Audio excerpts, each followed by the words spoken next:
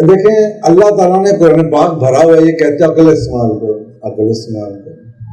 फिर जगह जगह ये जिक्र है, व्हाई डोंट दे रिफ्लेक्ट, अफला यतदब्बरून अफला ताक़िलून अफला यतफक्करून, गौर फिक्र तो कर लो। आपको मैंने बताया कि आपको ये समझ आ जाए कि ये जो डिप्टी है, इसका काम इस फैक्ट्री को टॉप पे ले जाना है, और ये क्योंकि सीईओ ने चुना है इसको, ये उसको लेट डाउन ना करे।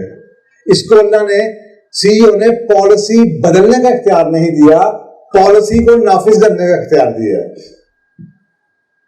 सीईओ के पास पॉलिसी चेंज का इख्तियार नहीं है, डिप्टी के पास इख्तियार है, जो पॉलिसी है उसको नाफिज कर दो।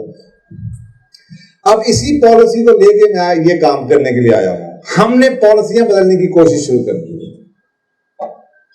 तो अब इस कानून के मुताबिक अगर मेरी कामयाबी, इस इदारे की कामयाबी है मेरा मकसद, इससे क्या फर्क पड़ता है कि मैंने शलवार पहनी हुई है या मैंने पतलून पहनी हुई है।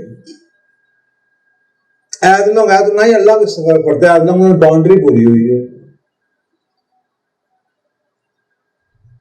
अल्लाह कहता है मैंने सर ये बाउंड्री दी है, इस बाउंड्री के अंदर सैकड़ों हजारों ऑप्शन हैं जो तुम्हें अकल दिया कि जब जब दिल करेगा यूज कर देना।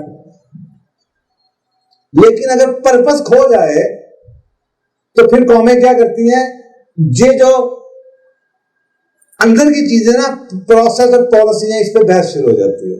जैसे हम 14 साल से, अब बहस किस पे है, दाढ़ी का साइज क्यों होना चाहिए।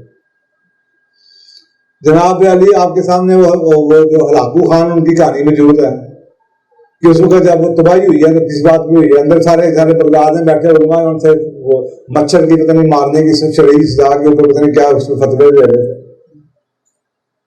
और पूरा शहर जो था उसने आग लगा दी, किताबों को आग लगा दी कि अगर यही मुसलमान हैं जो अपने आप को, अपनी औरतों को, अपने बच्चों को नहीं बचा पाते, उनको मार दो।